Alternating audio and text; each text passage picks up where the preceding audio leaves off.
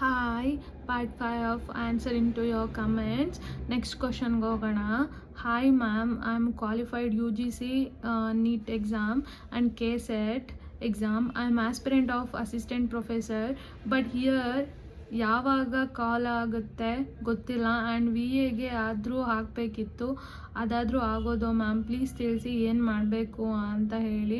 So ನೀವು U G C NET exam ಬರೆದಿದ್ದೀರಾ, KSET pass ಮಾಡಿದ್ದೀರಾ ಅಂದರೆ ನಿಮ್ಮದು ಮೈಂಡ್ಸೆಟ್ ಅಸಿಸ್ಟೆಂಟ್ ಪ್ರೊಫೆಸರ್ ಆಗಬೇಕು ಅನ್ನೋದಿದ್ದರೆ ದಯವಿಟ್ಟು ಅದಕ್ಕೆ ಪ್ರಿಪೇರ್ ಆಗಿ ಅದನ್ನು ಓದ್ಕೊಳ್ಳಿ. ಪ್ಲಸ್ ವಿ ಎ ಆಗಬೇಕು ಅಂತ ಇದ್ದರೆ ನೆಕ್ಸ್ಟು ನಿಮ್ಮದು ಯಾವಾಗ ನೋಟಿಫಿಕೇಷನ್ ಆಗುತ್ತೋ ಆವಾಗ ನೀವು ಅದನ್ನು ಅಟೆಂಪ್ಟ್ ಕೊಡಿ. There is nothing wrong in that. ಓಕೆನಾ?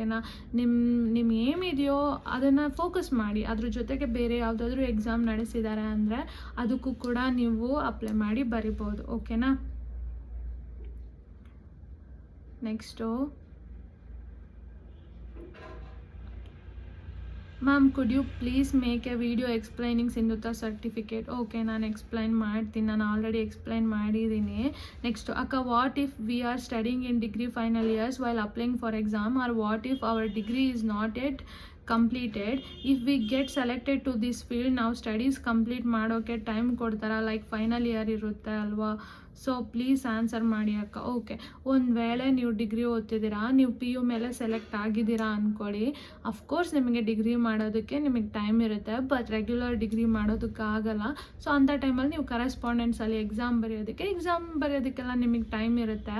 ನಿಮಗೆ ಅದ್ರ ಜೊತೆಗೆ ಏನಾದರೂ ಸ್ಟಡಿ ಹಾಲಿಡೇಸ್ ಬೇಕು ಅಂದಾಗ ನಿಮಗೆ ಲಾಂಗ್ ಟೈಮ್ ಡ್ಯೂರೇಷನಲ್ಲಿ ಸಿಗುತ್ತೆ, ಬಟ್ ನೀವು ರೆಗ್ಯುಲರ್ ಡಿಗ್ರಿ ಮಾಡ್ಕೊಳ್ಳೋದು ಕಷ್ಟ ಆಗುತ್ತೆ. ಕರೆಸ್ಪಾಂಡೆನ್ಸಲ್ಲಿ ಮಾಡ್ಕೊಬೋದು, ಯೋಚನೆ ಮಾಡಬೇಡಿ.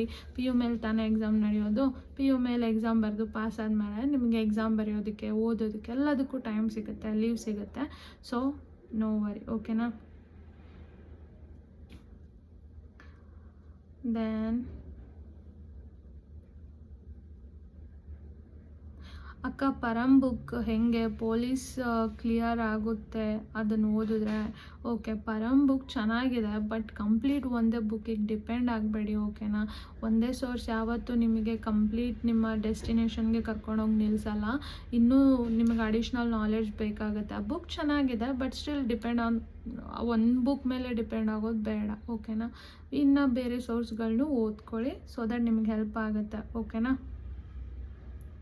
ಆಫೀಸ್ ವರ್ಕ್ ಮತ್ತು ಫೀಲ್ಡ್ ವರ್ಕ್ ಬಗ್ಗೆ ಹೇಳಿ. ಓಕೆ, ಹೇಳ್ತೀನಿ. ಆ್ಯಕ್ಚುಲಿ ನಾನು ಒಂದು ವೀಡಿಯೋ ಮಾಡಿದ್ದೀನಿ, ಅದನ್ನು ಹೋಗಿ ರೆಫರ್ ಮಾಡಿ, ಹೆಲ್ಪ್ಫುಲ್ ಆಗುತ್ತೆ. ಸ್ಟಿಲ್ ಮೋರ್ ವೀಡಿಯೋಸ್ ಮಾಡ್ತೀನಿ. ಅಲ್ಲಿ ತನಕ ಬಾಯ್ ಬಾಯ್, ಲವ್ ಯು ಆಲ್.